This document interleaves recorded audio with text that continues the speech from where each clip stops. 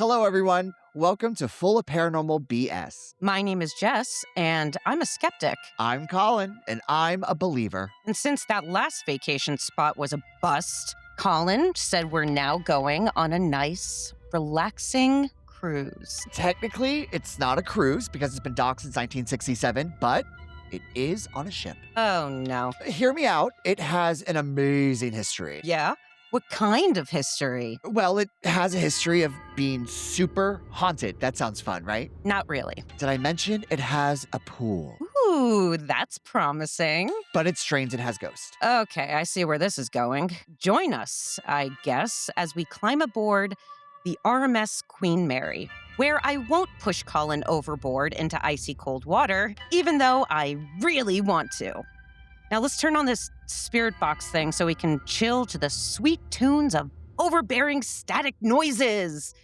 Yay! Okay, why is a spirit box wrapped in saran wrap and placed in a baggie floating in water like an amputated leg? That's what you're supposed to do with electronic equipment, right? When you're going on a boat? I mean, I certainly wasn't trying to break it. I love the spirit box and the noises it makes. It's But we're so not soothing. going underwater. Now I have to open everything. Oh no, I hope it's not broken. It works. Damn it.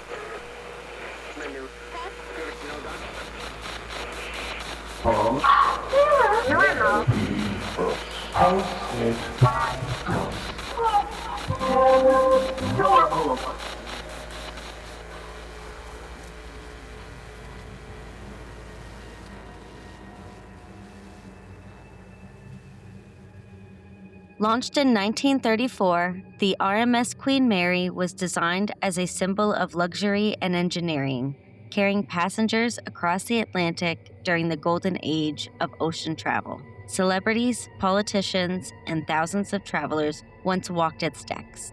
During World War II, the ship was converted into a troop transport known as the Great Ghost, carrying tens of thousands of soldiers across dangerous waters. In 1942, it collided with its escort ship, HMS Curacoa, resulting in the deaths of more than 300 sailors. After decades of service, the ship was permanently docked in Long Beach, California in 1967, and later reopened as a hotel and tourist attraction. Over time, guests and staff began reporting strange experiences throughout the vessel. Today, the Queen Mary is widely considered one of the most haunted locations in the United States. So the question remains, is the Queen Mary truly haunted, or has history turned a legendary ship into a legendary ghost story?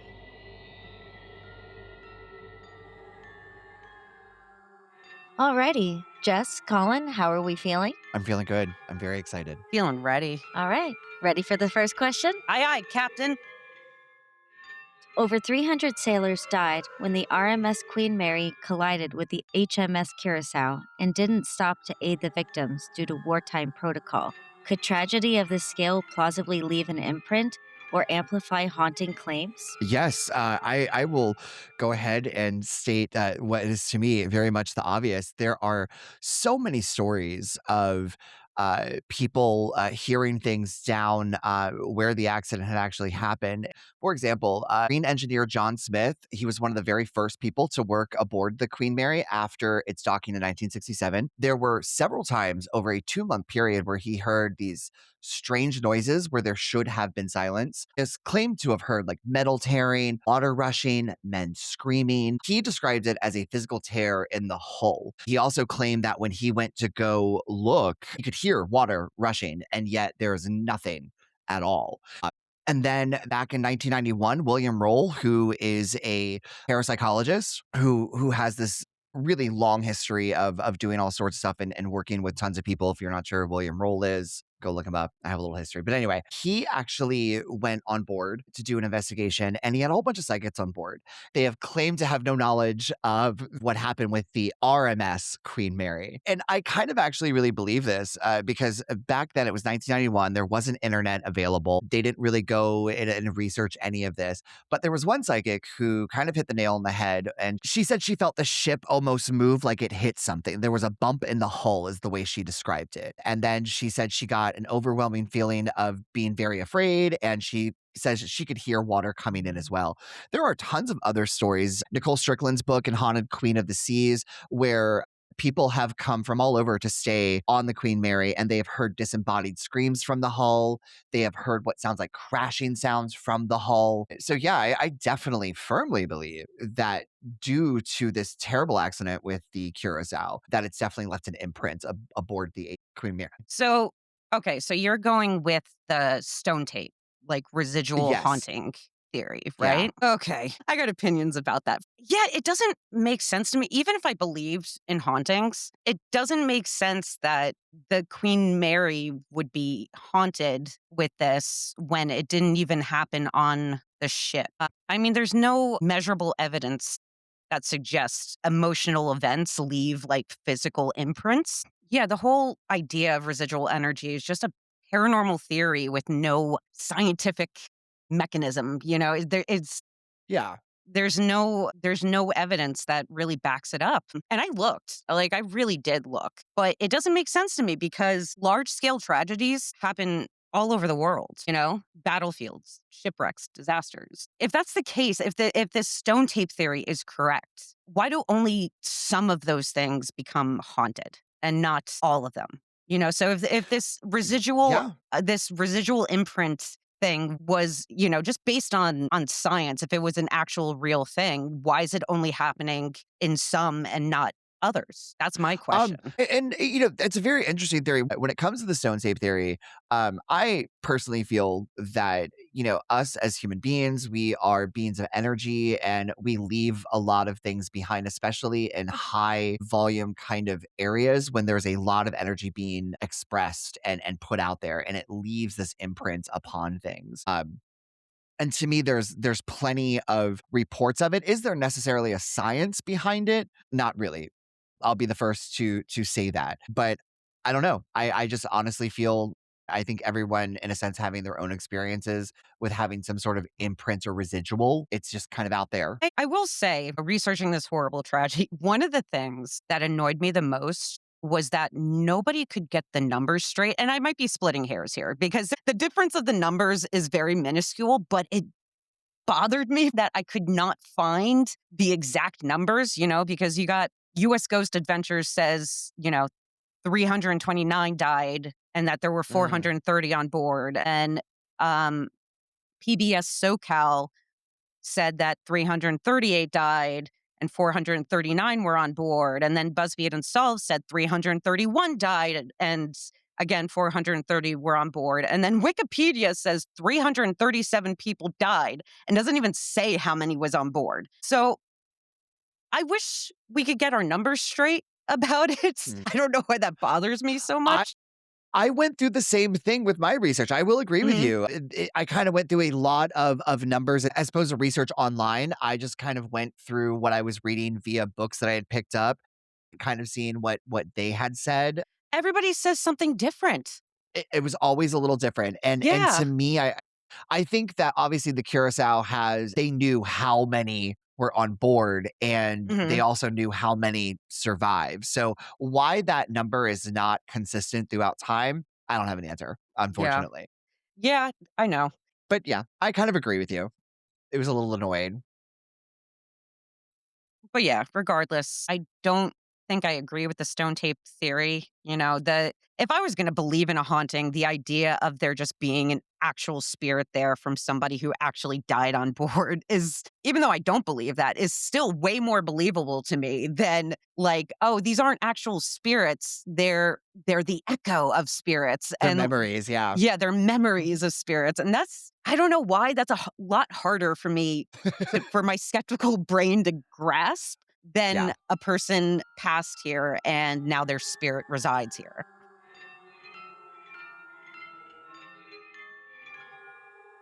There are people claiming to have seen a lady in white on board the Queen Mary. What do you think of these reports? Well, Colin, remember how I said I have to get creative Yeah, with how I I do. answer about me not believing in something?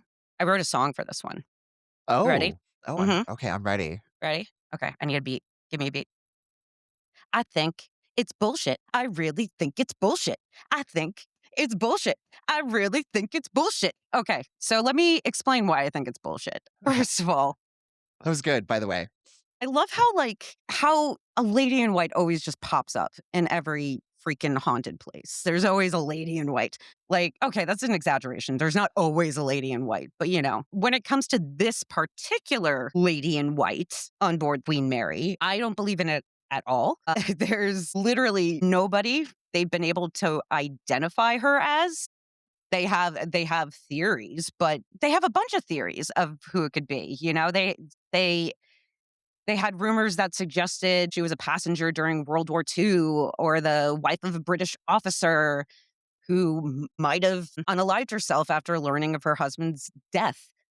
You know, this woman was, and I'm using air quotes for this, reportedly murdered in room B474.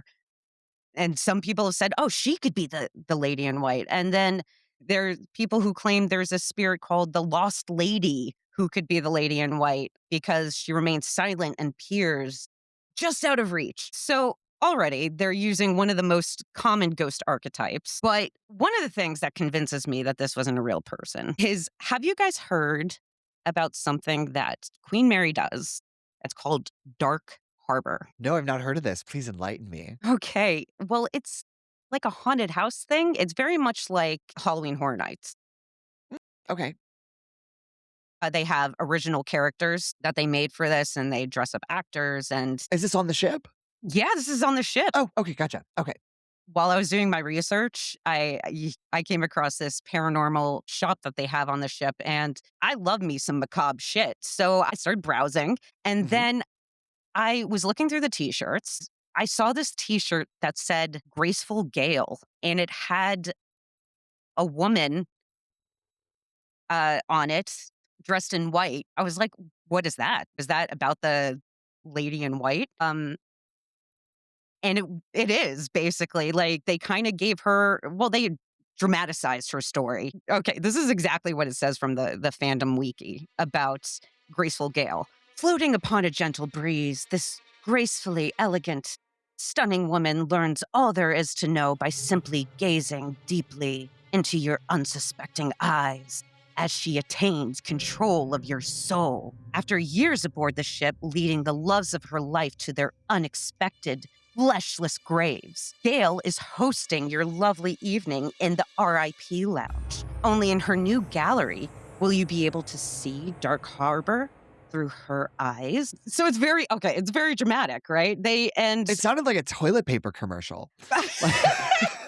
Like, So, okay, after all that, right? yeah. How could they do this about a real person? How, like, if the lady in white was real and they have all these guesses as to what her identity was, how could they have the audacity to then create a character, kind of making her a murderer? Like, it was the description, while they complimented her beauty and her glamour, they insulted her and basically called her a murderer. And I can't see them doing that about an actual real person who tragically passed on the ship. I mean, I can. I think anyone would do anything to make money. It just doesn't matter in what field you're It in. just seems That's so just my opinion. disrespectful. Like, if that was an actual True. person and if that's an actual spirit on their ship, Mhm. it just seems like they would respect that. Or at least if I was in that position, I guess I'm speaking personally, I would respect it. But this whole creation of this character just tells me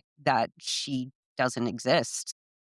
So, fun fact for you. So, before Dark Harbor, it was they had a haunted house tour theme during the Halloween days called Shipwrecked that started in the 70s. And I do have to sit there and say that the lady in white in general, at least upon the Queen Mary, she's been spotted in the salon. Which was formerly the first class lounge. And that's why a lot of people kind of think that this might be a woman who came from some wealth at one point.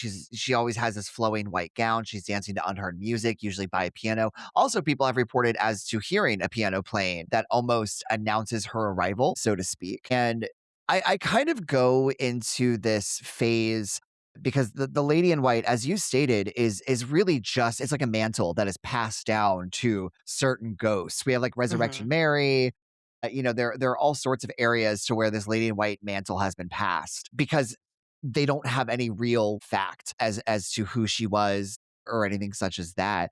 But the claims are all there. There are tons of stories of people kind of seeing the lady in white. I actually thought that maybe you were going to this location of maybe it was a haunt actress and people were kind of seeing this lady in white like during the Halloween time. And I was like, no, there's a great story about a family on Christmas Eve, on a Christmas Eve trip, who were going to the Queen Mary, and there on the B deck, they had seen a woman wearing a long white dress with white long sleeves, and she appeared to be dancing. But as they approached the end of the corridor, she just kind of disappeared.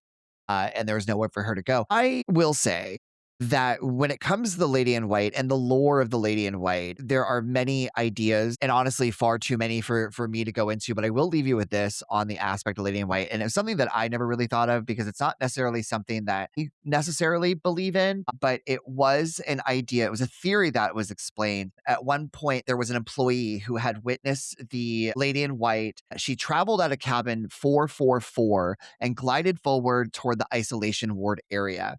And if you're into angelic numbers or angelic terms, if you're big into that, 444 is considered to be an angelic number. And a lot of people thought that maybe the Lady in White was an angelic being who came aboard the ship to provide peace and serenity to those who were dying in the isolation ward. So I just thought that was a really kind of cool idea that people had. You know, If that's true, that makes the Dark Harbor thing even more disrespectful than it was. If this is actually an angel that came down yeah. to heal or to help the sick and injured, and then they're like, yeah, we're gonna make her like you know a Black Widow type, and she kills all her husbands, and Well, we're gonna make her very 444, vain and glamorous. yeah. But divine protection, encouragement, stability, as angelic numbers or angel numbers. And it's the idea that maybe she was going to help those who were dying in the ward to cross over. And Aw, she was that's a sweet something thought. that would help. It's a very sweet thought. Mhm. And I like that idea because, like I said, I feel that the Lady in White is much more of a mantle than it is an actual person. So that's kind of really what I like about that idea.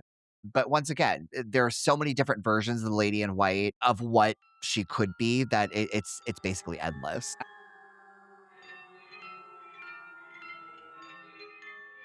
If something is haunting stateroom B340, why does it limit interaction to small physical disturbances instead of direct communications? Let's get into a little bit of the stateroom itself, right? There are tons upon tons of different stories about what actually happened in the stateroom. Originally, it was three rooms. It was like B222, B224, and then B226. And then after it was docked, they made the room bigger and they actually renamed it into B340. Um, so there's a lot of theories as to why this is allegedly, and I say allegedly, one of the most haunted rooms on the ship. And we could really get into kind of this idea of how many variations. There's like a man who killed his family in the cabin, a woman killed her husband, a husband killed his wife, yada, yada, yada. Like the list goes on. But the claims of stuff happening in the room are undeniable. There have been tons and tons of people who've stayed in the room who've had some sort of weird paranormal encounter. And I think it does limit itself to small disturbances or physical interactions. I guess when it comes to the Queen Mary, I think that whatever is there physically in that room is literally feeding off of people's energy, and it can only interact with what it has. And they shut the room down for so long that there was just nothing there. Now they claim to have shut it down because there was just so many paranormal disturbances, but there's just kind of a lot of things when it comes to that particular room. I honestly don't know the answer as to why it is so haunted. I think out of the claims that I have read, it's just about as haunted as the rest of the ship. I've only heard, I guess, false claims made about the history of the room. I just think that people heard the story and they kind of let it carry. But the room is haunted. I do believe that. Can you guess what I believe? Yes, I feel that you're probably going to say that the room is haunted too. I thought you knew me better than that. No, I don't think it's haunted. What? I know. I'm so sorry to disappoint you, but I I have very good reason to believe it isn't haunted. And Hit me. Hit me. I got something to hit you with. Let me tell you. Did you know that in 1988, while the ship was going through extensive renovation, that a very famous company actually bought the ship and owned it for a short amount of time. Would you like to know what that company is? I know, but tell the class. Okay. Well, it involves a mouse who really likes money, like lots of money. Tom and Jerry. I wish it was Tom and Jerry because I'm less scared of Tom and Jerry than I am of this mouse. So it was, and I hope you guys guessed this, it was Disney.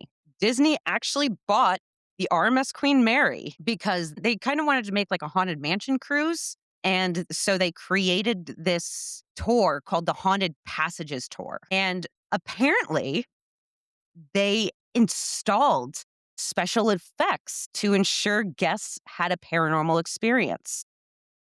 Interesting. The couple of things that they did to the room was basically Haunted Mansion style practical effects that they've used on the rides. They had wired floorboards systems that were used to trigger like unexplained creaks.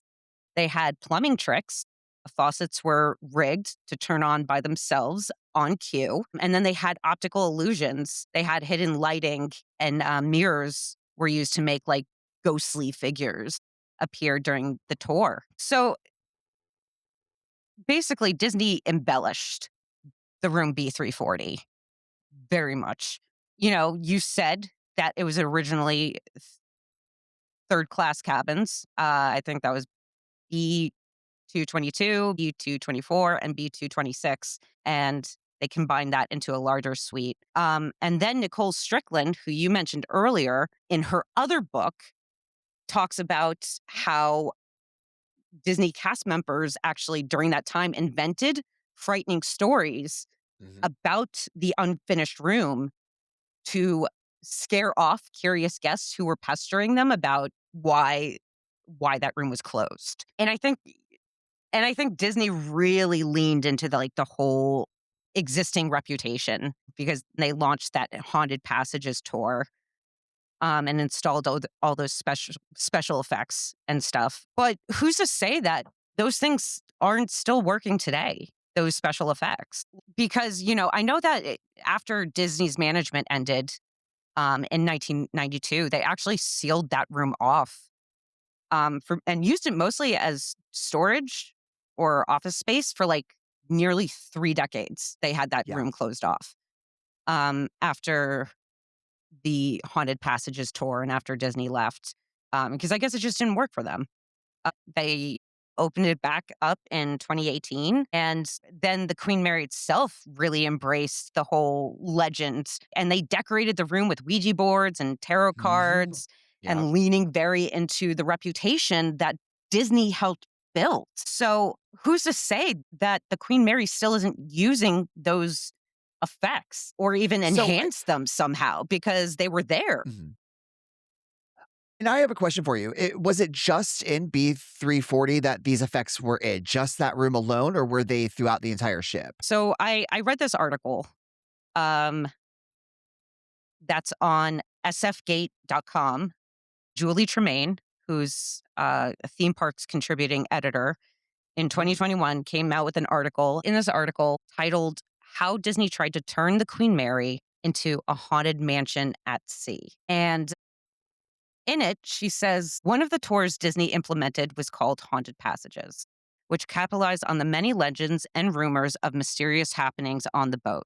The tour took you to areas where people were murdered, crushed, drowned, or otherwise died during passage. A stop on the tour, B340, a then unused room where Disney installed haunted mansion style effects. When you were in the room, floorboards would creak, faucets would turn on, disembodied voices would sound, and spooky things would appear in the mirrors. The Haunted Passages tour was an attempt to more formally and theatrically build on some of the ghost legends related to the ship. So, yeah, the tour was throughout the boat, but it seems like the room B340, they really put out all the stops on specifically. I couldn't find anything that said other effects that they did. So, with that said, how could anybody actually believe any experiences they have in that room, knowing that at one point it was specifically designed to give guests a fake paranormal experience. And that's interesting. And then also, I mean, really quickly, like shout out, in my opinion, to Nicole Strickland, who is the author of these two books. Is like in her Haunted Queen of the Seas, she does not really discuss room B340 a lot because she is very strict into the facts of what she could actually find that was physically not only reported but documented when it came to the deaths of the Queen Mary itself. And there's not a lot of information on room B340. It was just kind of people's experiences. Now, I will say, when I have gone over what people have written about that particular room, and you talk about the effects of Disney, no one has reported creaky floorboards or faucets turning on or off or spooky images in the mirror. A lot of people have reported shadow figures, their own stuff moving from place to place around the room, and things like that. But hey, to your credit, could something still be working in the room that maybe they're taking advantage of? Absolutely, it Mhm. could. But I don't necessarily think that it is the stuff like in the room that was left over, just because, like I said, that the claims that people make don't correlate with what we know could have easily been left over. So I think they kind of oust each other. I mean, we know there's a secret passage into We that do know room there's a secret passage. because Yes, of ghost absolutely. hunters, and I'm Yes. sure we'll probably get We'll get way it. more Yeah. into that later, but, I mean, Yeah. we do know that somebody there faked stuff. Yes. Yeah, let's save that for later. Let's save that for later.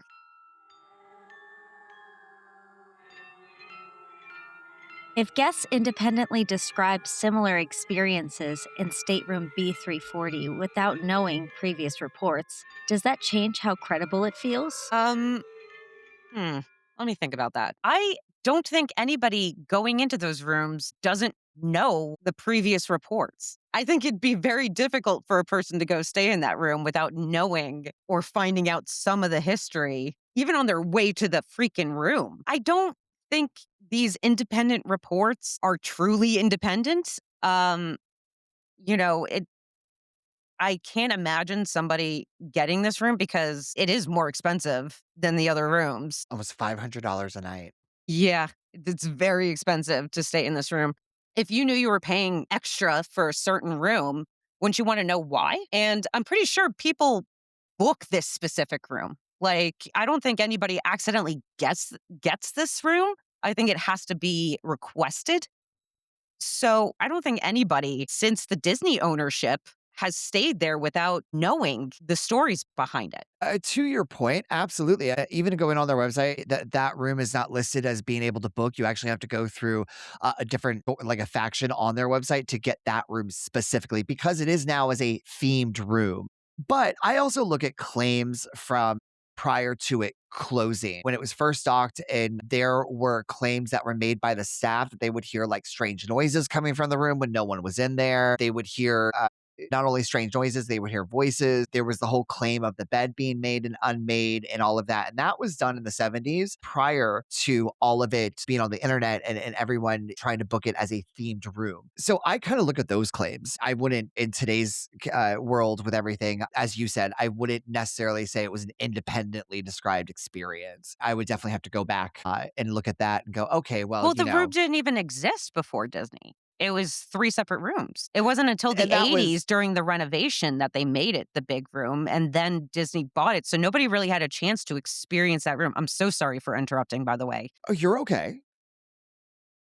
but nobody had a chance to experience that room before Disney came along. Because it was 3 rooms, but what I'm saying is that this is kinda goes along with my point that the idea of I feel like this particular room is potentially just as haunted as the rest of the ship because it is, down a long hallway, and I remember these claims of, the maids kind of talking about how they would hear voices from these rooms and or room to where there's no one there. They would hear stuff down the hallway, they would see apparitions down the hallway, that type of stuff, prior to it ever being renovated and then boarded. So little things like that, like those are the kind of things that I would look at and go, okay, well, there's obviously something wrong. But I am saying that 222, 224, and 226 where it was one, it was all in the same hallway. And so those rooms existed and staff were reporting sounds coming from that, like in that hallway of rooms in that area. So not necessarily that room, because as you said, that room didn't exist until the renovation in the 80s. So once again, I would have to kind of look at the credibility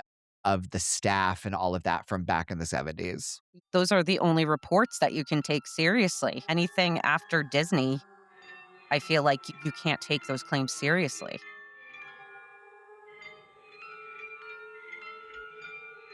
Would you spend the night alone in stateroom B340? Yes, I definitely would. And look, here's my thing is that I would definitely do this not only as a fan of the Queen Mary or as a paranormal investigator as well, but I don't personally think that this room as is super haunted more than the rest of the ship. I think it'd be kind of like sleeping out in the hallway. I think there would be an experience that I would have, but I could also have it on any other room of the ship. So this particular room to me is not special. I would definitely sleep in there alone. Yeah, I would. I've spent a lot of time on the Instagram and on their main website, and the place looks freaking fun. It looks like a good time. Um, yeah, I wouldn't mind spending the night alone in B340 as long as they don't charge me $500 for the night because then no. That's their going rate. Well, you can't argue. Look, I'll spend the night alone in B340 if I'm not paying for it, okay? It doesn't scare me. It's not like the last place we talked about. True. There's no mold. No, no mold. Would you play with the Ouija board in the room? Of course. There is no devil magic in the house, okay? But we're not in a house, we're on a boat. No devil magic on the boat. I thought that rule just applies for houses.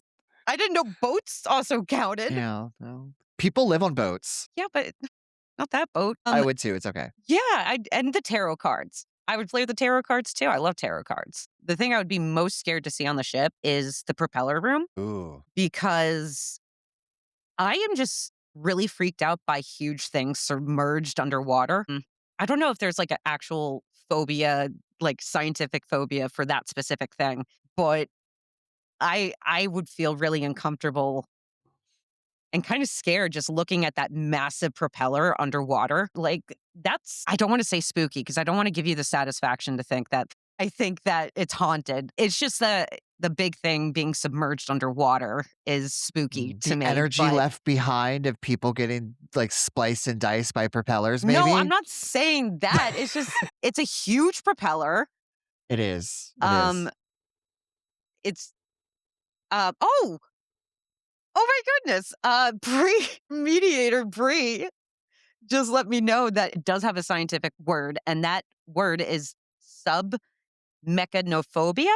So I guess that's what I have. But anyway, yeah, that would be the only area that I would be a little nervous seeing. But as far as spending the night alone in B340, like, let's go. Not going to spend the $500, but let's go. Hey, Queen Mary, if you're out there and you're listening to this right now and you hear this, remember that. Go ahead, invite us. Oh, Pay for they have a everything. speakeasy now too.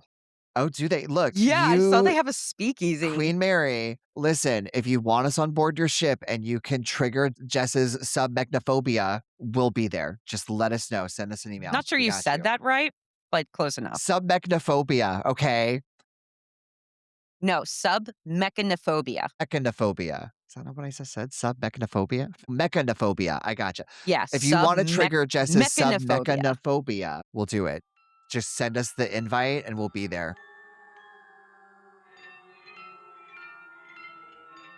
Multiple guests over decades report seeing a man in coveralls near door 13.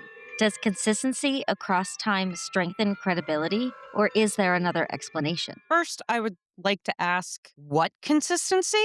Because there are so many aspects of this story that constantly change. So I don't know if I agree with it being quote unquote consistent, especially when it comes to the coveralls themselves. Nobody can figure out if it's white or if it's blue. I mean, do ghosts change clothes? Is that a thing, Colin? Yes, actually. So there's a How? big dressing room in this. No, no. Do they have their own wardrobe? Like, I honestly, I personally feel that a lot of it really depends upon the idea of if you talk about a residual haunting or an intelligent haunting. And honestly, I think this idea of John Petter is both. I think it's a residual, and I also think it's an intelligent haunting. And I think that's where we get the inconsistency of the clothes. it just doesn't make sense to me because I looked very much into John Petter, and I know that oftentimes he's described with a beard, but John Petter was 18 when he passed. And I don't know any 18-year-old that has a full beard. I don't know if it was just a different time, but I saw a picture of him. He's got a find a grave where, and I guess he's from North Yorkshire, England, but there's a picture of him on that site and it doesn't look like the dude's even capable of growing a beard. Also, one of the other things that isn't consistent, in my opinion, is what he did. I've heard fireman, I've heard repairman, I've heard engineer. Actually, the most consistent one I've seen is fireman as a career. But yeah, I've seen quite a few professions he's worked, so that hasn't been consistent as well. I don't know if you've seen something different, Colin? So what I've seen, now what was physically listed with the Queen Mary, because they have an entire crew list, he was listed Yeah. as an engineer on the crew. Now, I also think it might be because the ship itself was an American, well, it was transferred to America, but it was a British-made ship. And Mhm. I think that might be the difference between fireman and engineer was just what the different cultures called themselves Okay. I mean, I guess in that that makes sense. respect. Yeah. Yeah, but also with the story itself, there's lack of consistency of how he passed. Um, some people say he was playing chicken. There's others that say he went back to grab a wrench and got crushed in the door. I've seen quite a few different ways that the situation has been described, and I don't think anybody actually knows the specifics of how he was crushed in the door, which also I'm actually going to point out another thing that really and I know this is a little off topic, so please forgive me. His nickname. Half Hatch Harry. Yeah, Half Hatch Harry. Terrible, by the way. Terrible nickname Terrible. Yeah. because, the story about him, I feel like has been exaggerated over time. He was crushed by the door, and the visible injuries on him were very minimal. Apparently, all that was seen was a little bit of blood coming out of his nose. Yeah. His injuries were internal. He had crushed Yeah, organs. yeah. And the term half hatch Harry implies that he was cut in half. I couldn't find exactly who gave that nickname, but I know that they've used it on the ship before. And I actually came across a petition on change.org because they actually used this character, again, bringing up Dark Harbor. They used this character in Dark Harbor, Half Hatch Harry. They used it. They had an actor dress up, and this petition basically says that because they're making this story theatrical, that it diminishes the impact of this actual tragedy that happened and the grief that was felt by his family. He was a very young man. I actually signed the petition because I agree. That's a horrible nickname. And the fact that they were using the character with that nickname in their Dark Harbor Halloween thing that they do is just so problematic. This is very different than the Lady in White because there's no historical evidence supporting the Lady in White. But with this one, with John Petter, there is. This was a real thing that happened. This has been confirmed. And yet they felt like it was okay to take this real story and put it in their Halloween show. And I'm kind of disgusted, honestly. I don't know if they've changed it since then. It might have been changed already, but I know that at a certain point they were doing it, and I really hope they do change it if they haven't, because I think the Dark Harbor thing is really, really cool, but not if you're actually going to use real tragedies that happened on the boat. I don't think that's okay. Well, I think when we talk about the credibility of the haunting itself, I think the idea that, yeah, there have been tons of sightings of a man in door 13, which is the boiler room area itself. He has been consistently seen in that area. And I also think the feelings that people get in that doorway have been very consistent. There are multiple stories to back up that claim. And then also, really quickly, I misspoke earlier. I was reading a little bit here. He was listed as a fireman and bilge cleaner, which a bilge cleaner Mm, was someone who cleaned out the boiler room once because there was like one boiler that was on and then one that was off. They would clean it, turn it back on, and all that kind of stuff.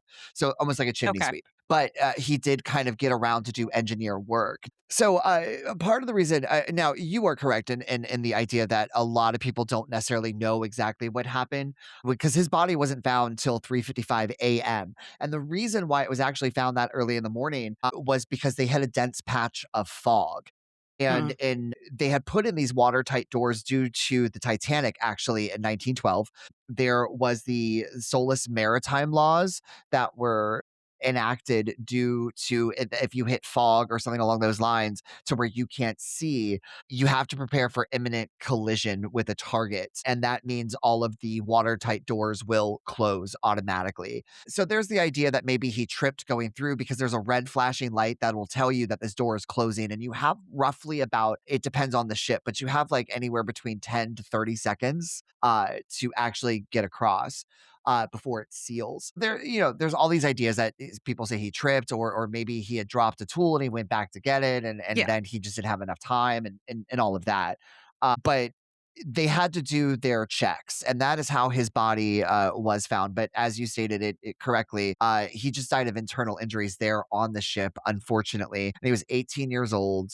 Yeah, Um, I'm not saying that it didn't happen. I oh, no, mean, no, no. I I know know that. it I'm did just happen, reiterating. but Yeah. I'm just saying that, the people who work on this ship are guilty of the people who have. I don't know if they're still working there, obviously. Mhm. It does seem like they've kind of like they still do the paranormal stuff, obviously, but it does seem like on their Instagram page and their website that they have kind of taken a step back from that and they are advertising more of the historical stuff. But I feel like there was a certain point on the Queen Mary where this was like their main thing. And, they've been caught before basically lying about other stories or not giving the full details. Dana in B474, she was a little girl when she was murdered by her father who murdered the family. And it was found out that, and they've attached this story to B474 for a really long time. And I'm just using this as an example. But, they would say in this room, this father killed his whole family, his wife, his kids, his two daughters. One was Dana. And then people actually found out that this murder didn't happen on the ship. Like it happened, but it actually happened in Virginia. And Yeah, Roanoke, actually. yeah, Roanoke. And I know I'm taking a step away momentarily from this, but like I said, I'm using it as an example. The whole Dana story was basically perpetuated by Peter James. And in this article I came across in the Skeptical Inquirer, which has become like my favorite website lately, if I'm being honest. But there's an article on there that was written in 2022, and it's called There's Something About Mary, but It's Not What You've Heard. And it's by Chris Purley.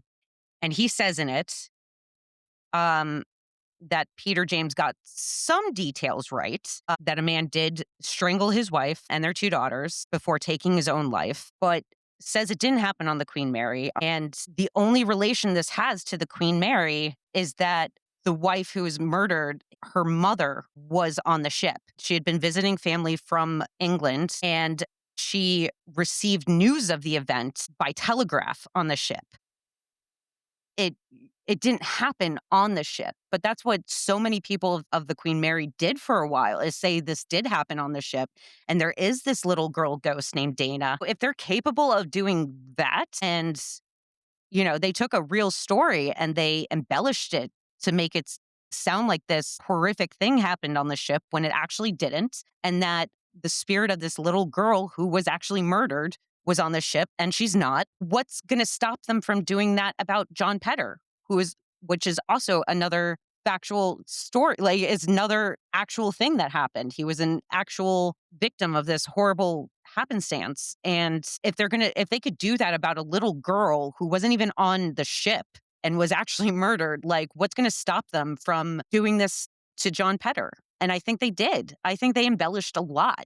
Sorry it took me so long to get there, but I got there. Well, I guess like my thing is when it comes to that is that who's they, right? Are you talking about like the owners of the ship just taking a story and embellishing it to say, okay, well, this place is haunted because we had an actual death, and here's Yeah. documentation. Yeah, I'm not gonna list specific people who, because they've had Yeah, Queen Mary has had appointed, just like, yeah, paranormal tour people. We know this, and I'm not pointing a finger at anybody specifically. I'm just saying, like, if somebody who was in charge of that kind of stuff was capable of embellishing this other story of this horrible tragedy, what's going to stop them from embellishing another story to get more people interested in the haunting? Because the more horrific it is, the more interested people seem to be. Well, I also feel that the claims of what people have experienced in front of door 13 really kind of coincide with either what happened to John Petter, and this is where it kind of gets into your idea of a residual haunting and your intelligent haunting. And like I said before, I really feel that there is a residual side of John Petter that is continuing to work on the ship. I think it's this energy that has been put out. There have been so many things that have happened, with all sorts of people. And well, at least with John Petter working on the ship, doing what it needed to do, I think there was this idea, and really Nicole Strickland talks about it a lot. Not only employees, but people who have been on board the ship talk about their love for the ship immediately upon crossing up its threshold. There's almost this idea of an energy that takes over. It's just this automatic love. So John Petter documents show that he really enjoyed his job on the ship. It was one of his first real jobs being at 18 years old. He was doing something not only, well, it was before it became for his country, but obviously doing something that he really enjoyed on the ship. I think that's all residual, but there's this intelligence side to the John Petter haunting. And there's all these claims. There was a man, it was about 10 years ago, who was on board. He was headed towards the engine room on a tour, and they had stopped in front of door 13. And he felt a hand on his shoulder. And this wasn't like a tap or a little pull or anything. A physical hand gripped his shoulder from behind and moved him to the left. And he just thought it was someone, on the tour behind him, was like, "Oh, maybe could you move so I could see?" And so he just moves with the hand, not really thinking about it, but no one passed him, and he turns around, and he claims that the people who were behind him were way more than an arm length. No one said, "Oh, hey, there was a guy behind you who needed you to move." Nothing. He asked, there was no one behind him. No one touched him. There were other reports who people have come up to door 13 and they feel sick. They feel almost nauseous. And as soon as they cross the threshold, leaving the boiler room, mind you, not going into it, but physically leaving the boiler room, they all of a sudden feel better. It just overcomes them in that threshold. So there is obviously some sort of energy that is left there from the death of John Petter that is to this day currently affecting people. And Mm. so, I do think that John Petter intelligently is actively haunting the ship. I hate this whole half hatch Harry thing. I think it's a terrible name. It is. If honestly, if the prior owners, will say, whether it was Disney, whether it was anyone else who perpetuated this idea of giving this character name based off the real death of an 18-year-old baby, for that matter, is a terrible thing. And I refuse to call him half out Jerry. JP John Petter, just out of respect.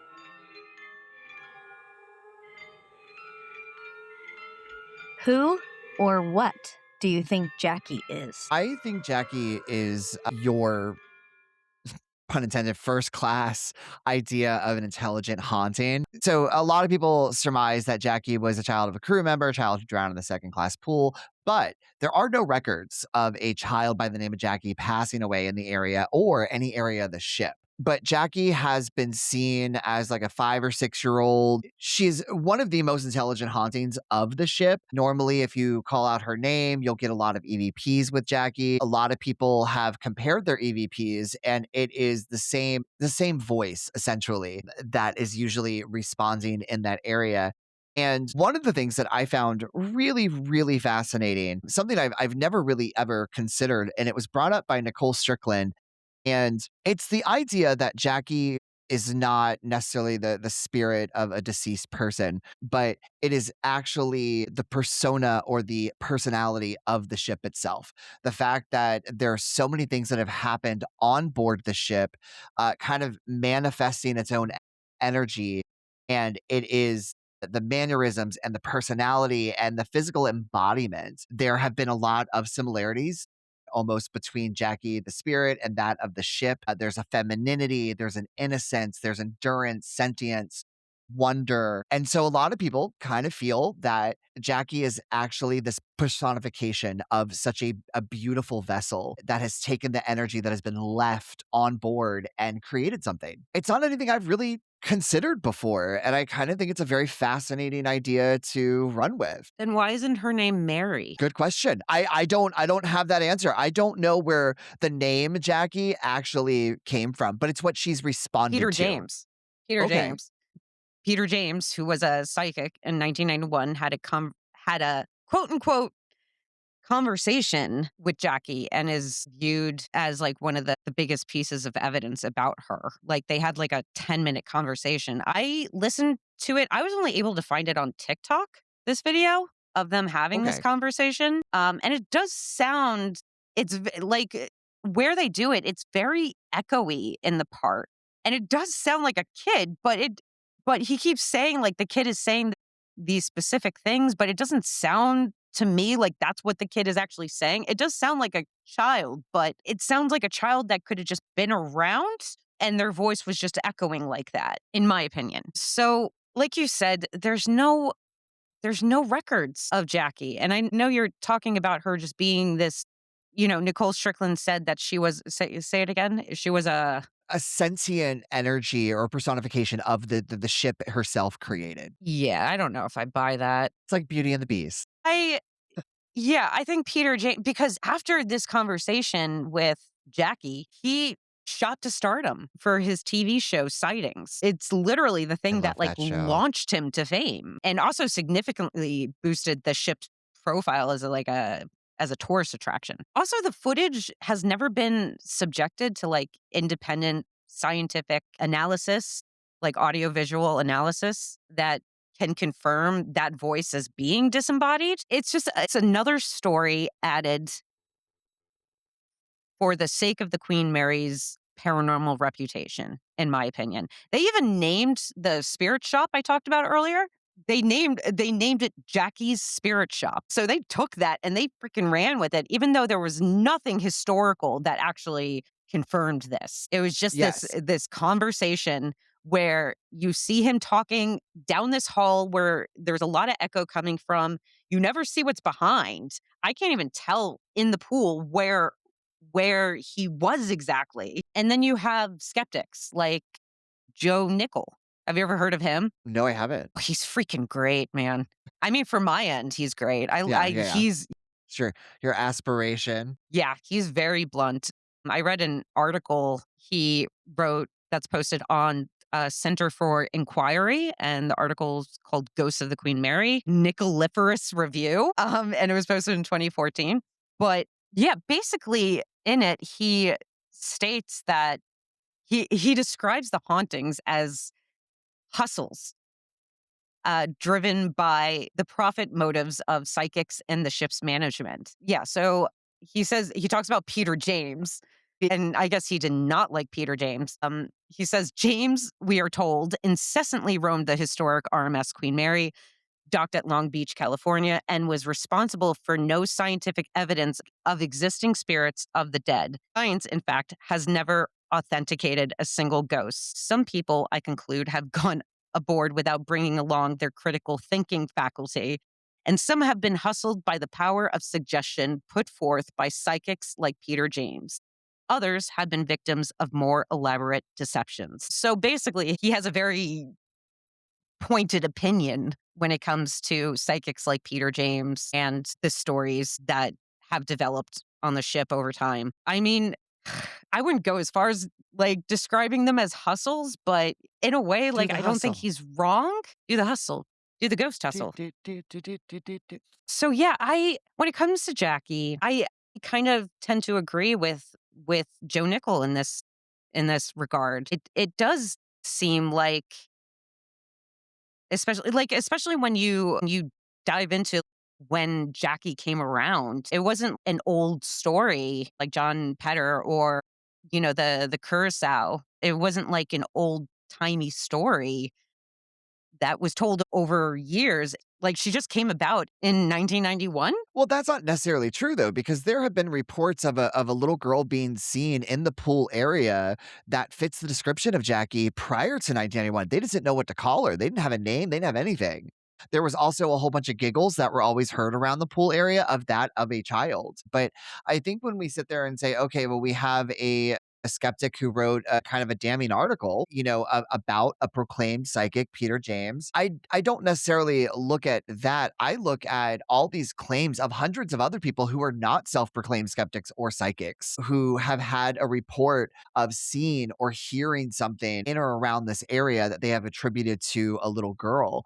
And I feel that as any paranormal investigator should, and honestly, Peter James himself, I'm not sure if he did any of this, but anytime that I get some sort of evidence myself, I try to debunk it immediately. And there was a really cool thing where a group they were in the pool area and they caught a giggle and they couldn't figure out where it came from. So what the head of the team actually did is that he downloaded the giggle onto a CD, because you also got to remember the pool area where Jackie is most seen and heard is very echoey because the pool was drained in the late 1980s. So it has very echoey space. And he downloaded this giggle, he burned it to a CD, and they took CD players with speakers and they laid them in all these different areas of the pool and played the giggle to see if how far away something had to be in order to catch it on the voice recorder for an EVP. That sounds like a lot of work. It is a lot of work. It's the field that we work in, and what they ended up figuring out was that uh, it eventually got recorded on the EVP roughly as far away from the elevators when you take away the dissonance and the echoing. And they sat there and said, you know what? I mean, is it possible there was a little girl at 4 o'clock in the morning hanging out by the elevators giggling? Absolutely. But it's 4 o'clock in the morning. It's the idea of like, I don't think some little girl was out here just like, oh, look, people, hee hee hee hee hee, and then giggling. So it wasn't proved and it also couldn't be disproven. So that was a very fascinating experiment in my mind. Yeah, but I keep coming across like there's this name, Jacqueline Torin, and I don't even know who came up with that name, but there's like no record. I don't even know where the Torin came from. Actually, somebody made a find a grave for her. And compared to the John Petter one, and there was something, man, there is something I wanted to say about John Petter. So I guess I'll say that now. One of the unfortunate things about the John Petter story, on the find a grave for John Petter, they have the cemetery. They have the cemetery where he was buried, but due to the belief his ghost haunts the RMS Queen Mary, his family keeps the exact spot of burial secret to avoid it becoming a macabre tourist attraction. I just have to point out really quick that that's very sad. But in comparison to the Jacqueline Torin find a grave one, birth unknown, death unknown, burial buried or lost at sea.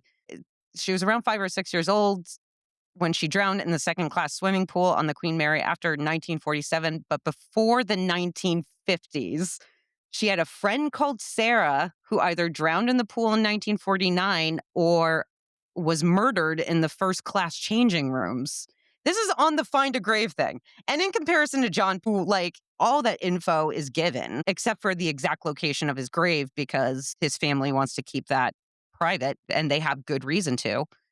This one has no information on her. Yeah, but But isn't Find a Grave kind of like the Wikipedia of finding graves? Like you can just go in there and change information yourself yeah, but or I'm add just putting in information? comparison like to a real Yeah. person we know actually existed and on the same site. Nobody could get her age correct either. So if she is this other thing that you're saying, where are the drowning stories coming from? Why is she on Find a Grave? Why are people saying that she drowned in the pool when it's very well known there is no records of this? Why is that story still going on? And why is it still being used if that's the case? Oh, that's easy because what ends up happening in the world of paranormal are really, it's a game of telephone. Like you hear something that a friend said, that a friend said, that their mom said, that their second cousin twice removed, that the fireman down the street actually said. And it kind of gets passed down and people run with it. Unfortunately, there are a lot of people out there who don't do their research.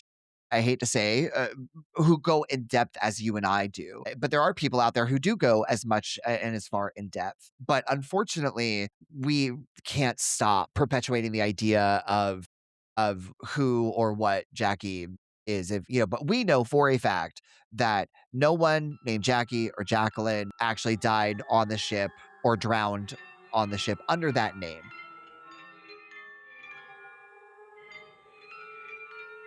Why are apparitions in the first class pool often described in period clothing? Probably because the power of suggestion. Like with these haunted tours, people expect paranormal activity. And I think, especially when it gets to the pool and it's this whole Art Deco theme, because even though it's drained, the Art Deco is still like it still very much that style and kind of naturally evokes the 1930s. If people were expecting to see a spirit there in the pool when they think they see an apparition, they're going to think that they are dressed in appropriate period clothing.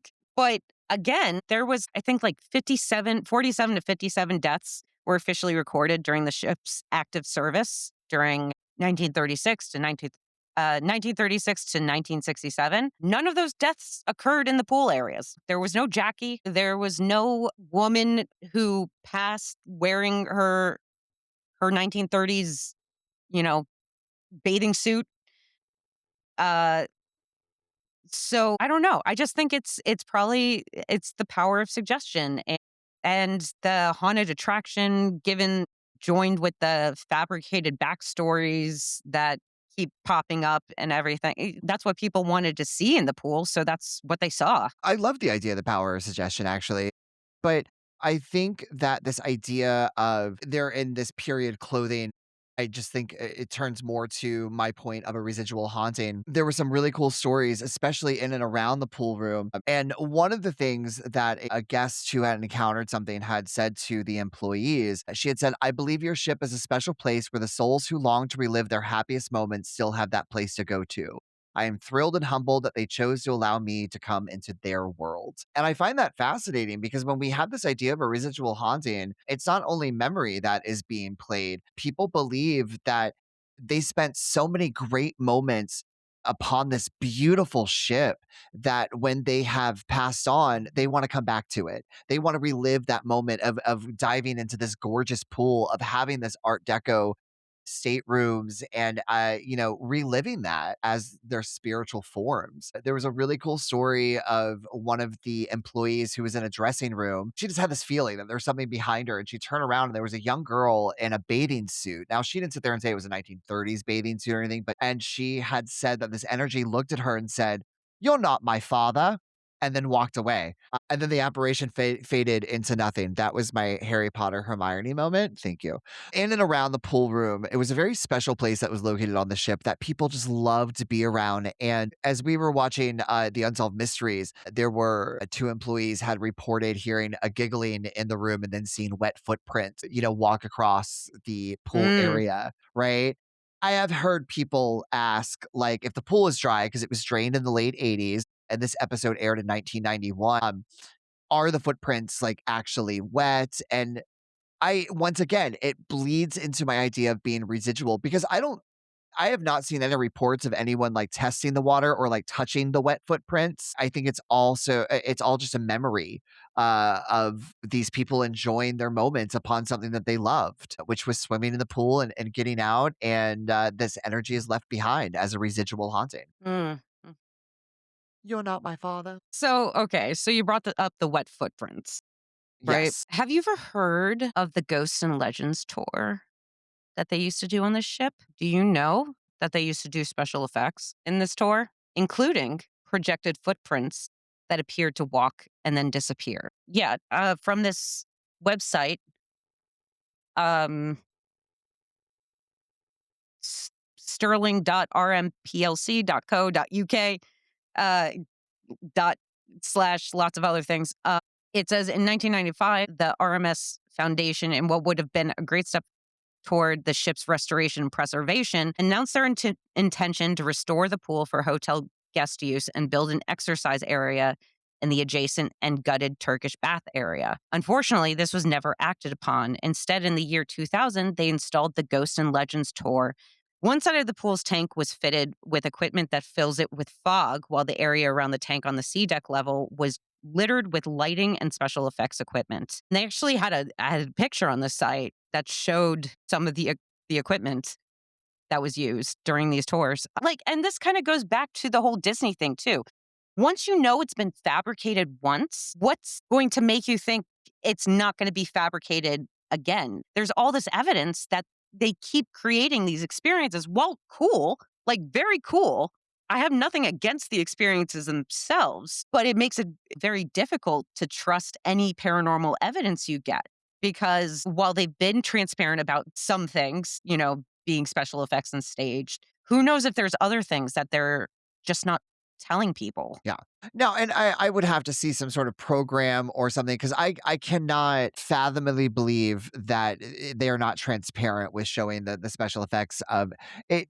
There is no way a company is actually guaranteeing paranormal evidence by saying you will see wet footprints walk across this. No, There's but got they to be, they know if people get those experiences though, more people are going to come so they have their own experiences. So it just feels a little shady yeah, yeah, absolutely. having all this evidence that shows there is stuff they have fabricated. Yeah. I agree with you. I 100% agree with you. I don't think Ghosts and Legends is still active. But yeah, I think it's really shitty because at the end of the day, it's kind of like when you have a special effects studio and doing all this, that's a haunt, right? It's a themed Yeah. haunt attraction. And that is Yeah. what it should be advertised Love as. those. I love theme Yes, haunts, absolutely. but I don't want to go into a themed haunt and being told that it's a real haunt. Exactly. I would be pissed if I signed up for like a ghost tour and then I come Yeah. to find out later it's a themed haunt. I'd be Yeah. so angry because I'm like, this is not what I was led to believe. Yeah. So if there are people out there who are doing that and these type of locations, fuck you. That is a terrible thing to do for the paranormal community.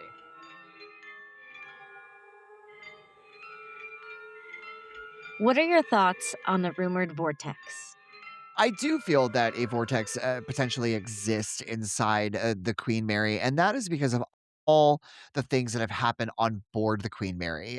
There is this theory in the paranormal community that when there is consistent levels of energy ranging from the worst of the worst to the best of the best, you're exuding that into the atmosphere, and it kind of creates something that is otherworldly. And a lot of the hauntings that are on board the Queen Mary itself kind of go along with this theory of something that was created by all the things that have happened on board, where people have loved the ship to the fact that, once again, we had the over 300 or so passings of the people on the Curacao, all of that. And I don't know. I truly feel that with the level of haunting and the hundreds upon hundreds upon hundreds of reports of strange happenings, there's something otherworldly with the Queen Mary itself in a vortex. Agree with you. I think the vortex actually exists. Can we take a moment of silence, please? No, I'm just fucking with you. I don't think exists.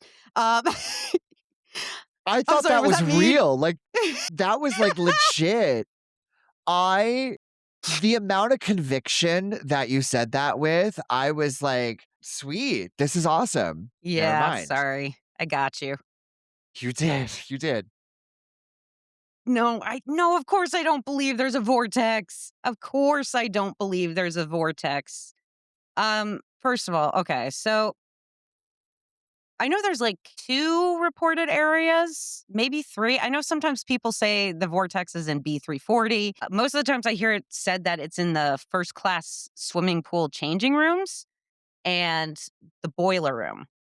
That's where I've heard it the most is like the changing room first class, pool area. Yeah. Okay, so the whole reason they said that the pool changing area, I've seen the spot. They think it's like right in the middle of all the changing rooms in the hall. And the whole thing was people felt dizziness, vertigo there, or like a heavy atmosphere because of that reported sensation. That's why they think there's a vortex there, which I don't know how that connects. But I mean, scientifically, if you were going to answer that, why are people feeling that there? All these rooms are basically like a massive steel environment, right? I do believe there are like infrasound and EMF. Like, Yeah. I do believe in that. I do believe in electromagnetic fields, but I don't think they're from ghosts. I think it's from old. wiring and residual machinery, because those things can actually cause feelings of unease, Very true. and it can cause hallucinations, and it can make you feel like you're in a heavy atmosphere. Basically, everything people claim when it comes to the swimming pool vortex all kind of syncs up with the science of how electromagnetic fields can make you feel. So to me, that would explain why people get that feeling there. And then when it comes to the boiler room, probably a very similar thing. It's a massive steel environment. So EMF there too. But I know when it comes to the boiler room, people tend to attach the legend of John Henry John Petter. with no, John Henry. I'm so sorry. So many Johns. Don't be, because a lot of people confuse this story with John Petter's story. Gotcha. So the fact that you did that just goes to show, Confirms. like, Yep. yeah. So John Henry is often described as a crew member.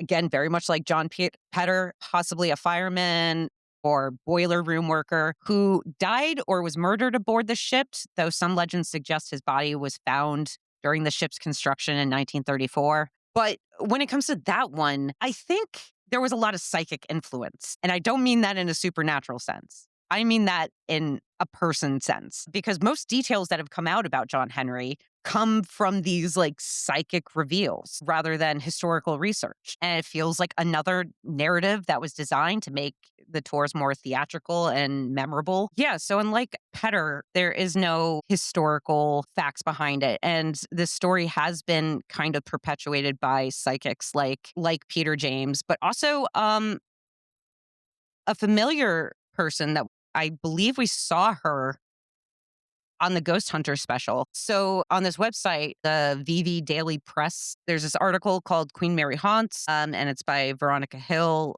and it was published in 2012. But the person she interviews the most in this article is Erica Frost, who, Okay, yeah, you remember her? I do. First of all, she doesn't even call him John Henry. She calls him Henry. And she says Henry's bald, about 6'3", and he's just angry, says Frost. He is very bitter, very angry, negative. He's upset and frustrated by the fact that he was killed doing something he was passionate about, which was working in the boiler room. From what I understand, a boiler exploded and he was scalded. I don't usually open myself up to communicate with him.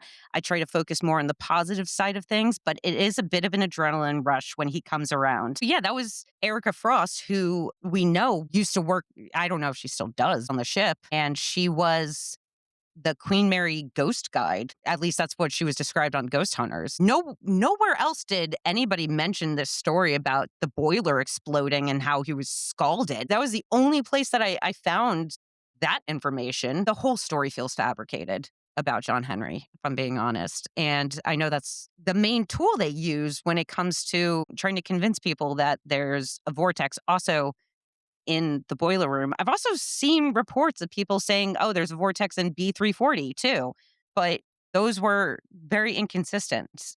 So when it comes to the vortex, I don't know. I'm not going to say people are lying when it makes them feel dizzy and nauseous and stuff, but I think that's from EMF and not spirits. So to recap, EMF or it didn't happen, or John Henry or it didn't happen. Yeah, exactly. Okay. I love that. EMF or it didn't happen. That's a shirt. That's a future shirt for us. There's one in every episode. Mold or it didn't happen. Pictures or it didn't happen. It's gonna happen. It's gonna be a consistency.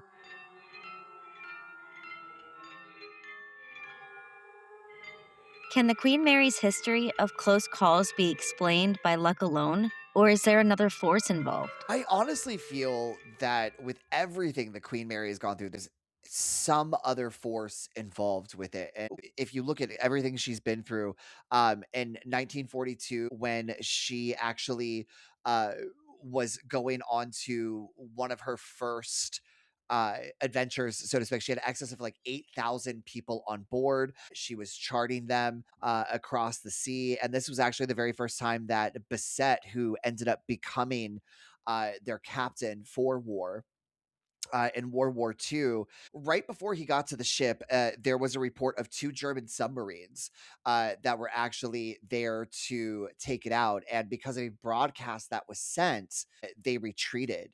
And then also, Adolf Hitler actually put a report on the Mary he was paying in excess of, it was like 10,000 pounds of that time to anyone who had information on the Queen Mary to take it out.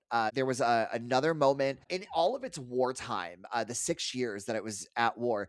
It was never hit by a torpedo at all. There was one moment in the adventures of the Queen Mary during wartime to where there were a whole bunch of splashes, almost an explosion underwater that's documented right beside the Queen Mary. And they had suspected that it was a torpedo that had actually been impeded. Basically, what that means is that a torpedo was fired off and then it died in the water. It did not reach its target, but it exploded midway. And then there were other reports of German submarines who had gotten word that it was at a harbor and they actually sank two other ships, thinking one of them was the Queen Mary, but all of these were intercepted. The Queen Mary just had so many close calls during its chapter, 6 years of being a wartime vessel, that it survived, and not even narrowly survived. It was a huge success. And with all those close calls and looking at World War II and everything that was going on at that time, including once again the fact that you had someone like Adolf Hitler who was putting a reward out there of that value to really get this ship done. I do think there was something to look after the Queen Mary. I think that whether you believe in ghosts or God or whatever it is, Queen Mary had something on her side that was keeping her afloat. They just got lucky. Probably had a rabbit's foot on board or something. Short and cute and simple.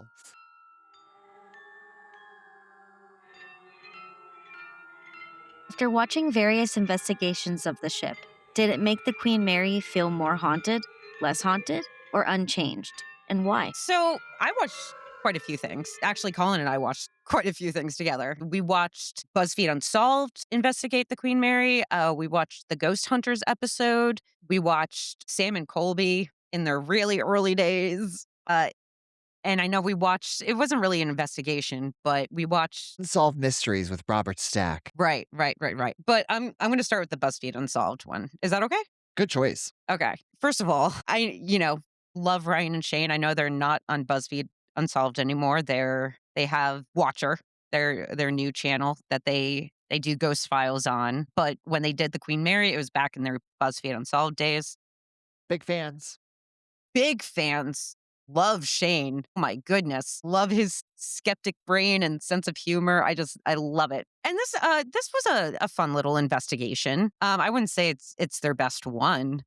Definitely not, but it was fun. I don't think they got any really good evidence. I know there was one point where I forgot where they were. I think they were in the boiler room. But Shane does like the shave and a haircut knock, and then immediately after there's like two creaks that happen to kind of imply the two bits of it. I just thought that was funny because chips make a lot of noise. Shane was pretty unfazed by it, while Ryan was like, "Get out! No way!" I know that Ryan had previous history with the Queen Mary that he talked about, and they went over that evidence that he got all those years ago when he stayed. And then they spent all night in the most haunted room. That's another thing that I keep seeing changed is like what's considered the most haunted room. I've heard people say, "Oh, the pool area is the most haunted room. Oh, B340 is the most haunted room. Oh, the engine room is the most haunted." Like, can we decide on what the most haunted room is so we could stop saying every room is the most haunted? But they stayed in sleep. There was no furniture in the room when they stayed there. Yeah, it wasn't like remodeled like it is today.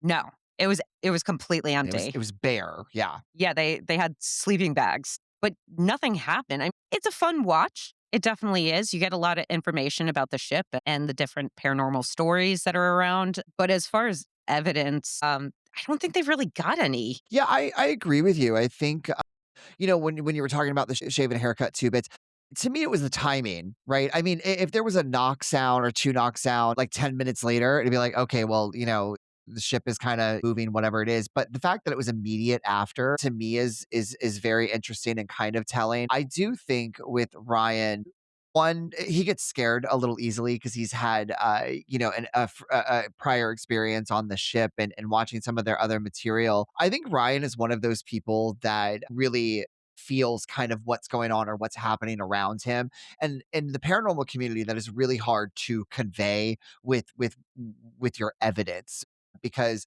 I can sit there and say on camera, "Ooh, I feel this," but you can't see that. You can't feel it for me.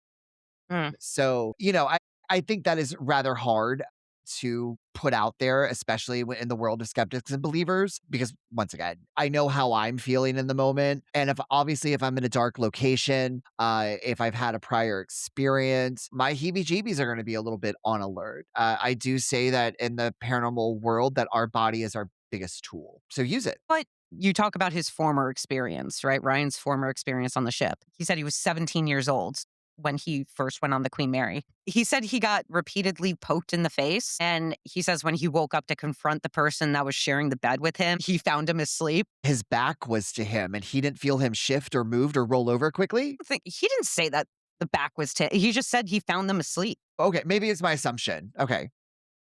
But, if it was me and I was that person and I was fucking with him and I was poking him in the face, the second he would go to look over, I'd be like, immediately just pretend I was dead asleep. So that former evidence or that experience, I feel like can easily explained by a prankster friend that he was sharing the bed with. The footage that he had Shane look at with him from when he was 17 on the Queen Mary. It was like this toothpaste that was on a bag and on the shelf, and then it falls off. But if you see, there is a reason, like something happens on the shelf for that to get disturbed and to fall off. So to me, like that was just gravity. And I'm pretty sure Shane said the same thing because, He did, Shane and yeah. me are always on the same page, always. But yeah, they didn't, I mean, they didn't get anything convincing when they went. And I don't think any of the stuff that Ryan said he experienced was convincing. And I know you said it's hard to convey that stuff, right? But he was sharing this video and being like, this was evidence, but it clearly was just something that got knocked off a shelf. No offense to Ryan. I doubt I'll hurt his feelings. He works with Shane. So I'm going to jump over to the more juicier investigation now Yes. that I was so surprised by. We all were. Yeah, I expected to be rolling my eyes the entire time and being like, oh, okay, yeah, sure. But in this episode, they did a good job debunking. They get on the ship and they go through this whole tour with. This is the ghost hunters, correct? Yes, this is the Ghost Okay. Hunters episode. It's season 2, episode 11. They actually split the episode with the Winchester House, I believe. Yes. Yes, they do. It was aired October 5th, 2005. And this was another investigation where not a whole lot happened. From what I remember watching Ghost Hunters like back in the day, I remember them like exaggerating stuff a lot and making big deals of nothing. But this episode was very surprising to me. But the thing that really messed up that whole investigation, because it was going well at first. I mean, it seemed like a typical Ghost Hunters investigation. But then they set up a static cam in room B340 towards the bed because one of the stories they were getting from the tour guides they were with, you said it before, the blanket would get pulled off and like The covers, yeah. yeah, and that housekeepers would make the bed and then they would come back and the bed was unmade. So they set up a static cam in room B340 and at a certain point they sent Stephen Tango to replace the battery on the Mhm. camera. Well, they get in the room and they notice that the covers are down. And so they review the footage and they have footage of what looks like the covers being removed by themselves. But then it was, I don't remember if it was Steve or Tango. They were both studying it, but somebody made the point that there was a jump cut in there. And it became very obvious the more they looked at it that the evidence was tampered with, Mhm. that it looked like somebody had snuck into the room. And then they found a secret passage that led into the freaking room where somebody could get into the room, which, by the way, is so creepy to know. And that was shocking. And I think what was even more shocking is the way that Grant, one of the co-hosts of the show, because it's Grant and Jason, right? Yes. Okay, so Grant, and I found this very suspicious. As soon as they realized that the footage had been tampered with, Grant immediately is like, because they're all talking about nobody wanted to continue the investigation. So Grant jumps in and said, oh, well, it's not fair to the employees because he doesn't think that they faked the footage. And what I noticed about this is every opportunity he gets in this episode, he emphasizes the fact that he doesn't think it's the employees. Why is he stressing that so much? And who else would have known about that secret way to enter the room and exactly how to do it?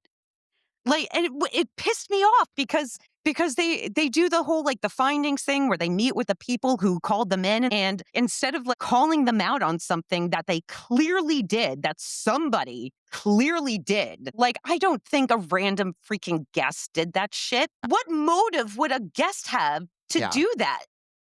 And let me point this out to you. The one thing that to your claim and to that investigation itself was that they did note that the passageway was very narrow. Jason, who's a larger man, had a harder time fitting through it without scraping against the wall and making noise. So there was this idea that it was a smaller person who could fit through this narrow kind of causeway to actually get in there and do that. Yeah. Can I give my personal opinion? Yeah, yeah, yeah. Was Erica. Because I she's small and she could have fit in there. Look, I did say the same thing, and this is only because they had also debunked Erica's other thing to where she was they, there was the one room, was it a boiler room? It might have been a boiler room, but she had said she always got a weird energy in there, and she had, kept hearing all the clanging sounds coming from one of the devices that had no electricity to it, Yeah, the hot and water heater. the hot water heater, and they're plumbers, right? Yeah, and she said it wasn't Eh operational, but it made correct. noises. Correct, and they put a thermal cam on it, and it was Mhm. operational, and them being plumbers by day, by trade, went there, looked at it, they're like, "No, this thing is completely operational, and it still has running hot water in it." So they kinda debunked that for her as well. So, yeah, no, there were a lot of things about that. Yeah, and it was interesting in the whole reveal section when they're telling it to their face. I made sure to watch Erica very closely. And Valerie, the other tour guide who they revealed stuff to, she looked like genuinely surprised and shocked by all of it. And then they show Erica and she looks unfazed. Look, when they showed her face, I thought to myself, "She looked like she got caught." Yeah. Like, she was more upset that they figured it out Yeah. than anything else. And I will say, watching this episode of Ghost Hunters, to your prior point, this is what television sometimes does with paranormal type shows. In the very beginning of Ghost Hunters, in their first, I would say at least 3 seasons, they were very big about when they found evidence of saying, is this paranormal or is this science related or trying to debunk it, was they were very big about that. Later on is when it kind of became everything was paranormal. Gotcha. Yeah, because this was season 2, so it was still Season very 2. early into Yeah.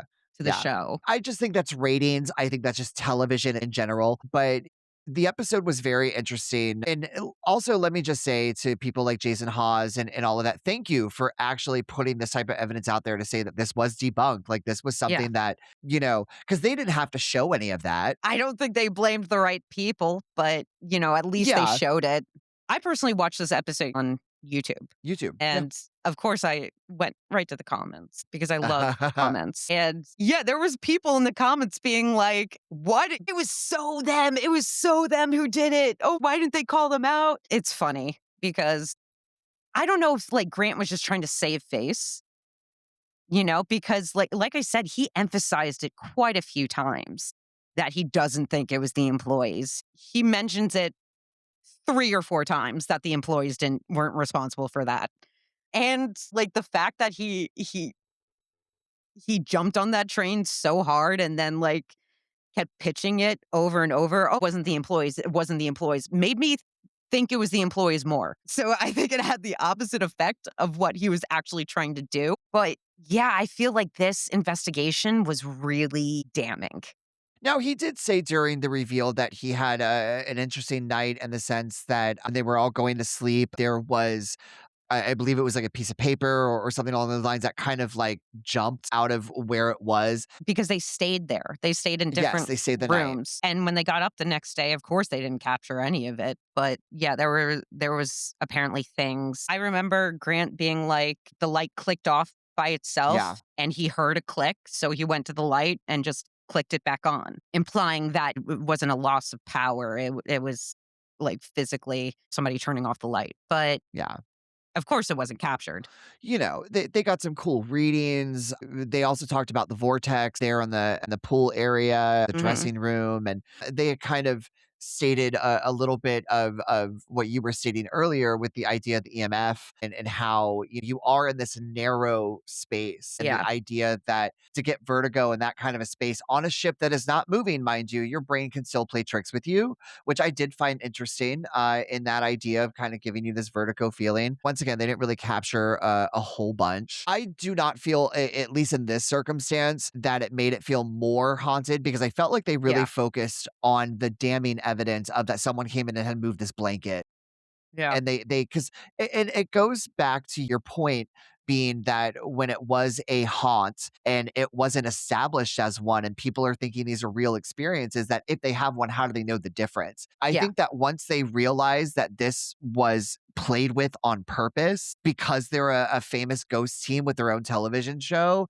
it Hmm. put a whole sour mood on the rest of the investigation for them personally. It Um, did. It did. so they didn't have Yeah. much to go with. In all honesty, if they would have left, I would have been like, "I agree with you." I would have left too. Yeah.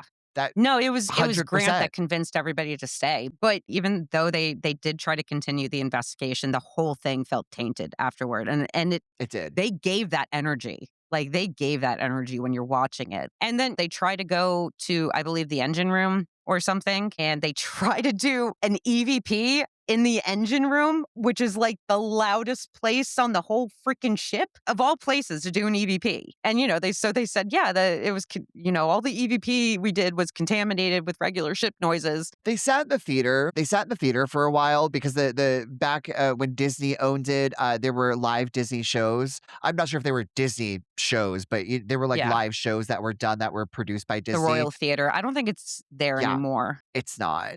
I think they turned it into, like, a museum space. Yeah, they said there was a weird interaction that they had, when they were backstage because there is like a hallway that connects the backstage green room area, Yeah. to the ship, so that way employees could use it or actors could use it, and they had some weird, moments there. So, to me, that was interesting, but it wasn't something that I sat there and went, "Oh, this place is more haunted than ever," Yeah, no, because of that.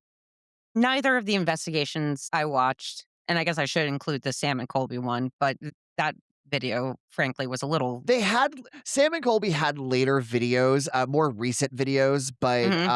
after watching the first one and kind of seeing the way that things were established, I Yeah. was not a fan personally, and I did not Yeah. feel like continuing on with Yeah, them. it was their early days, Yeah, true.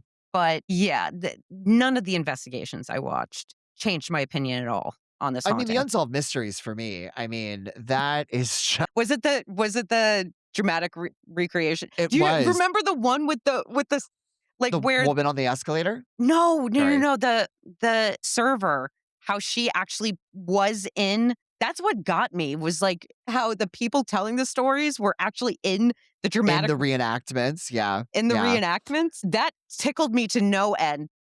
It was filmed in the late '80s.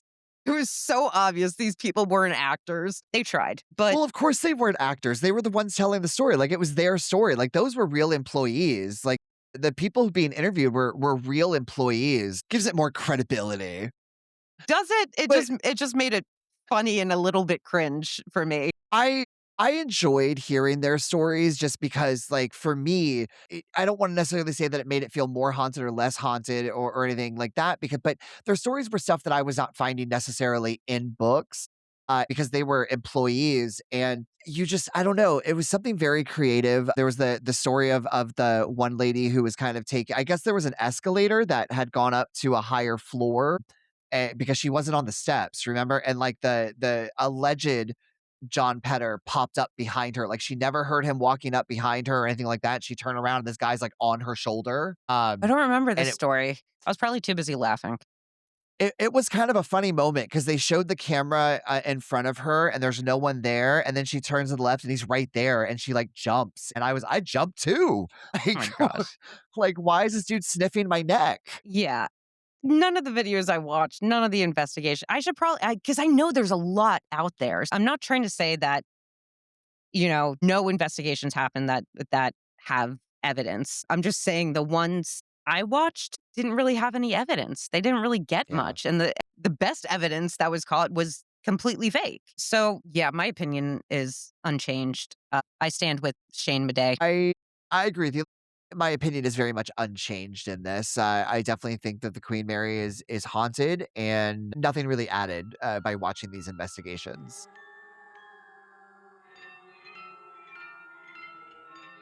And now for the final question. Does the RMS Queen Mary deserve its spot on the list of the top 10 most haunted locations? Um, sure. Uh, I mean, they've certainly put in a lot of work to make that list. I will say that. They've done the work, so I guess they deserve it, if that makes sense. I don't know.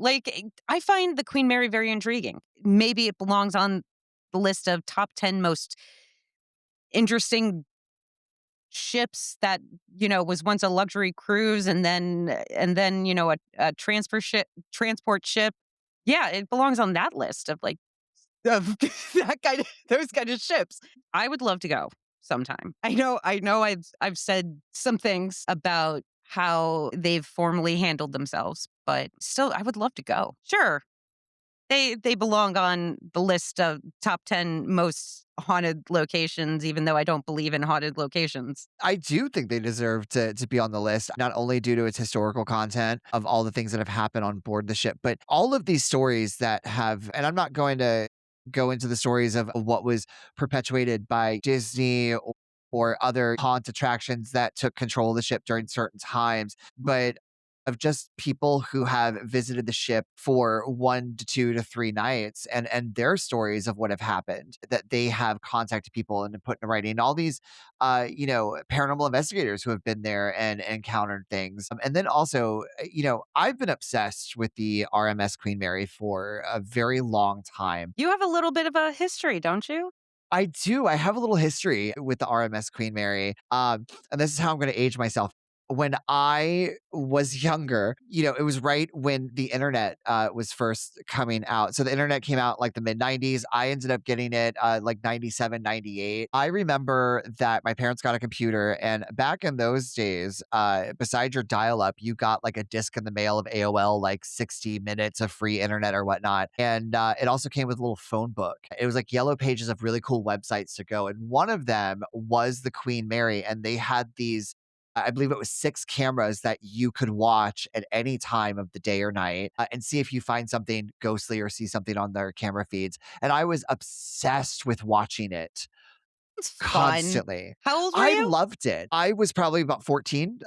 I would say in between 13 and Aw. 15 years old. I was obsessed. Like I wouldn't allow my mom to make phone calls. In all honesty, I would have been really into that.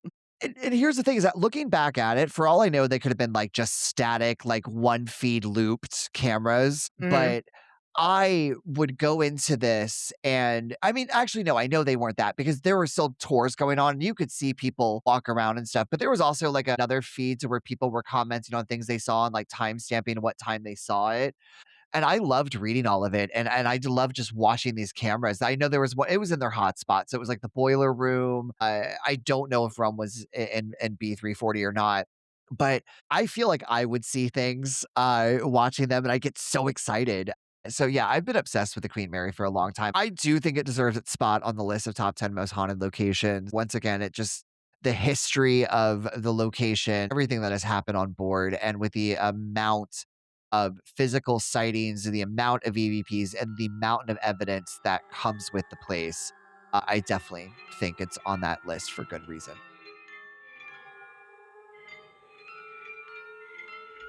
So, do you have any final thoughts on the RMS Queen Mary? I do. I think that the RMS Queen Mary, if you do not go there for the idea of hoping to have a paranormal experience, go for the history. That's what I say. I think that is something to never ignore in the world. History is there for a reason, and we should at least learn from it. And it's just been through so much. and it is a beautiful vessel. A lot of people talk about their main experience. If they don't have a paranormal experience, they feel the love that is emanating from the ship. So I say go experience that and get out there and learn about it. Just have a good time. Colin, can't believe I'm saying this. I completely agree with you. And I can't believe it's not butter. Take in this moment, enjoy it. It's probably never going to happen again. Um, no, to piggyback off of you, I completely agree. The Queen Mary has so much interesting history that I don't think the paranormal stuff needs to be their main focus. I think they've realized that, and it's why they're taking kind of that step back from the paranormal and they're emphasizing more on the history, which I think is very smart for them. I mean, freaking Winston Churchill signed the D-Day Declaration there. There's so many interesting historical things that happened with that ship that I feel like all this focus they had for so long on just emphasizing the paranormal aspects, it's unnecessary. I wouldn't mind investigating Queen Mary, and I wouldn't mind just going there for a vacation. It looks really nice. And as a history buff, you know, there's a lot of things I would like to see there, except for the propeller. I know we talked about that. No propeller. I don't want in that room. But everywhere else, I would love to go see and hear the historical stories. Yeah, I think if they just lean into the history of it more, they won't need to make up lies.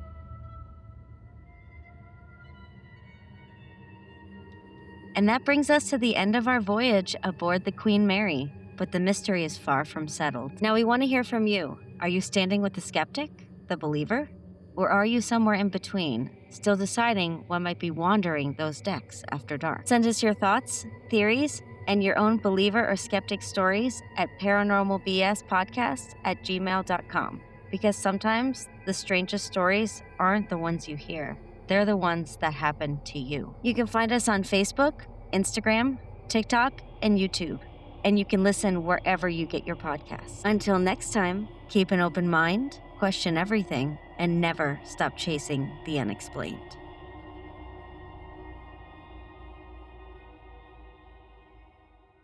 Well, this is around the time that we would be doing another spirit box session, but unfortunately, I don't know where the spirit box is or even where Colin is. So I guess we're going to have to end this episode without doing it. Are you trying to end the episode without me? And why was I locked in Stateroom B340, the most haunted room in the ship? It was a ghost. I escaped through a secret passage. You know what? We are taking the spirit box and we are going to go back in there. You don't believe in ghosts. I totally do now. I'm turning this thing on right now and we are Oh walking no, back there. come on. Fine. Hold up. Is that, wait. That's a real voice. That's a real voice. Okay, we gotta go. Okay, get out of here. Thank you for listening. Thank you for listening. Thanks for listening. Thank you for listening. Goodbye. Goodbye. Goodbye.